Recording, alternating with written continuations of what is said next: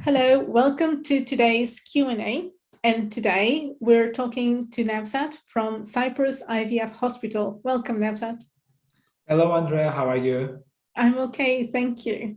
Today we're talking about such an important topic, which is pregnancy over 40. And I think it's becoming more and more common. Actually, last week there was a study published at BBC that said women are getting older at the first time they have their babies. They are now over 30. So I imagine there's more and more women getting pregnant over 40. So Yes. can women get pregnant over 40 now? Is that? Yes, it's possible, and we have lots of patients who wants to be pregnant with an IVF method above 40. Of course, with their own eggs, that is completely depending on the biological situation of the woman. But right now, as you said, most of people getting married a bit older age, or they want to have a baby a bit older age. But now most of the people, they really know how to take care of themselves. So right now, for example, before our doctor was saying that above 40 it was really difficult to find a woman who has a good quality of eggs. But right now we can find, there is lots of people who can take care of themselves and find a good quality of egg. And there is different type of course, medical processes that we can increase the egg quality and increase the pregnancy rate. With the normal IVF above 40, we have a good success rates between 45%. But of course, with the donation programs like egg donation program or sperm or the embryo donation program, this rate can jump to 80 to 85%, especially for the woman. When we apply the egg donation program, it can jump from 40 to all of a sudden to 80%. But after 45 years old, we see that the trend goes down significantly with normal IVF with the woman's own egg. It goes down to 20 to 25%. So that's why usually above 45, we recommend the egg donation program.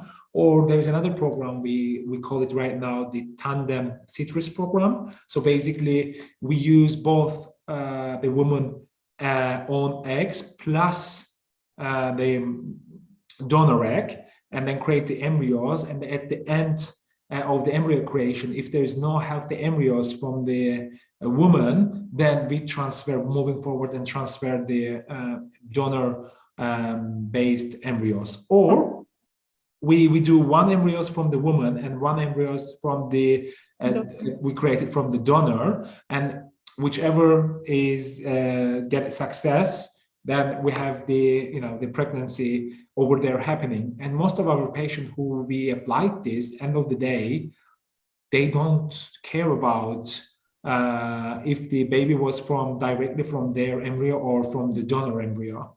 They said, it's my baby, it's there, I'm pregnant, I'm okay with the results. I'm not going to do any DNA test or something like that. So that's the one of the others right now, the treatment type we are applying at our hospital. And up to what age can people have treatment?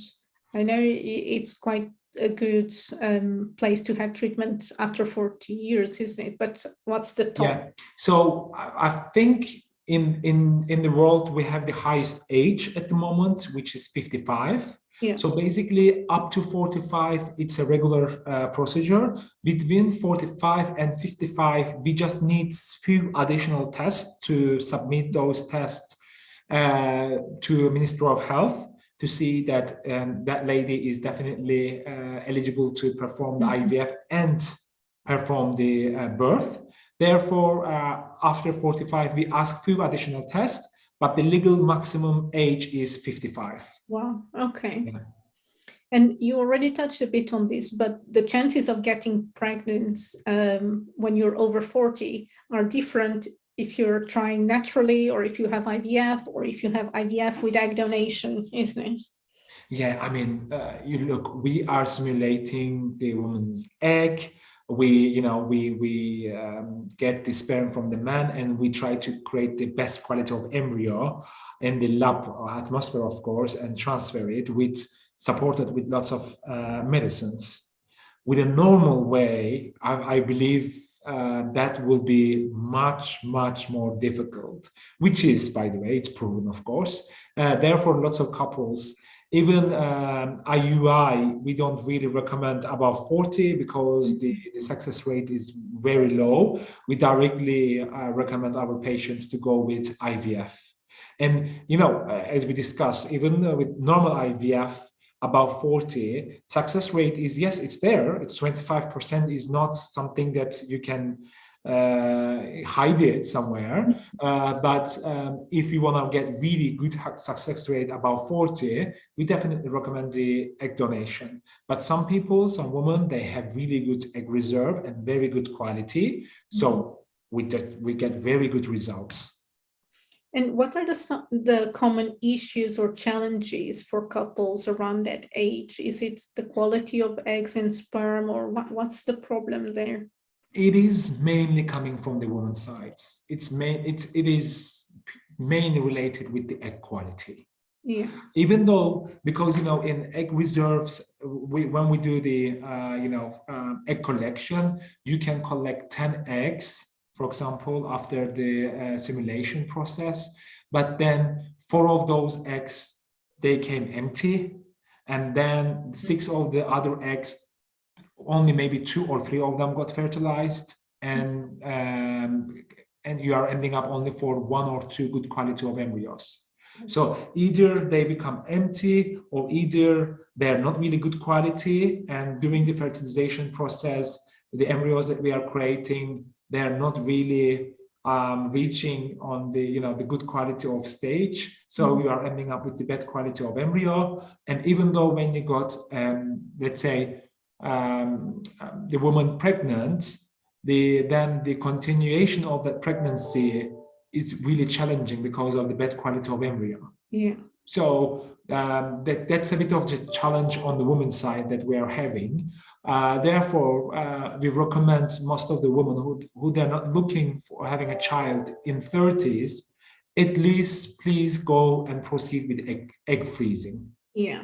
So, or if you already have a partner, directly go and do embryo creation and freeze your embryos, because that's the best option. Yeah. Get the eggs out, combine with the sperm, create the good quality of embryos, and then freeze the good quality of embryos instead of only freezing the eggs.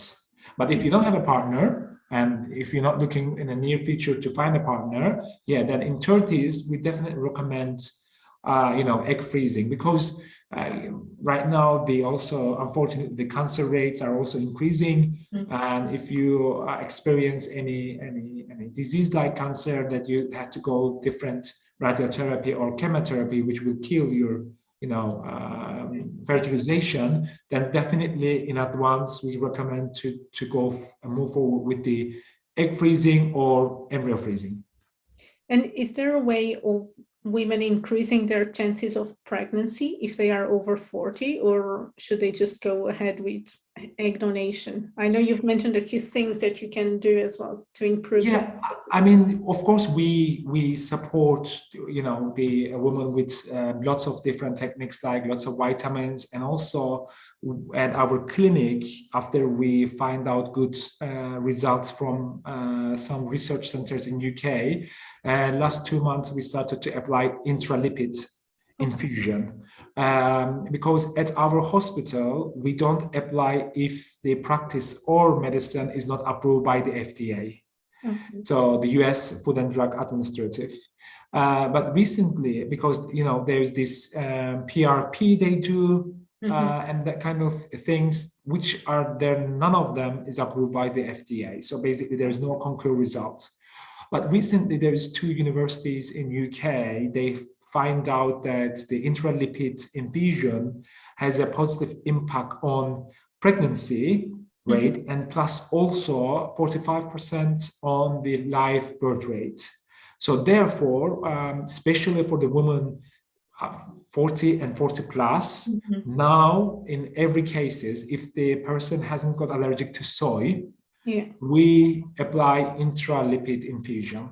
after the transfer. We keep the patient here at our hospital around 5 to 6 hours, and we are actually giving this intralipid infusion to them. And we also see, last 2 months, we see a very, very positive result on that part. That's why we decided to continue on that practice. And Nevzat, one final question about the benefits of having a baby after 40. I imagine being a parent after 40 is completely different to being a parent at 20. You're in a completely different stage of life. Can we talk a bit about that?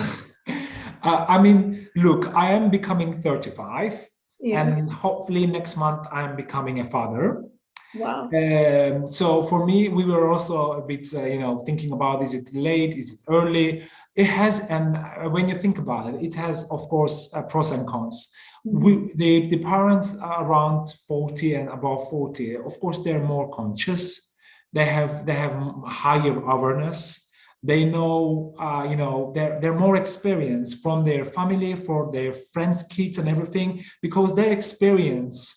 And they really observe what is up and downs to being a family, and what the other people are doing better, or I wouldn't say bad, but wrong or right. So you are more experienced, and I guess that is a positive side.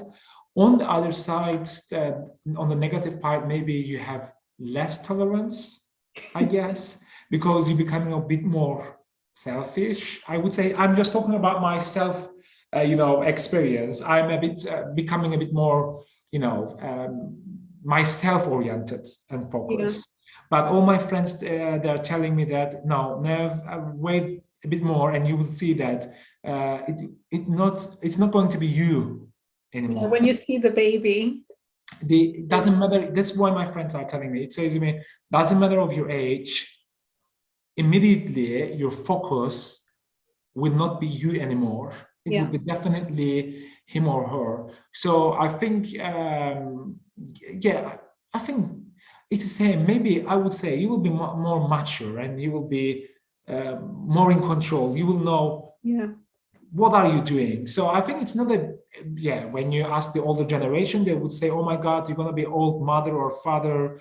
It's not really nice. But I don't really agree on that part. I think now the times are changing, we are adapting to new generations much better than the previous generations. So I think it won't be a real problem. I think I'll see more upper side than the downsides. Definitely. People are probably in a much better financial situation. That's the other part also, that you can offer better life for your kids. Baby. Yeah, absolutely.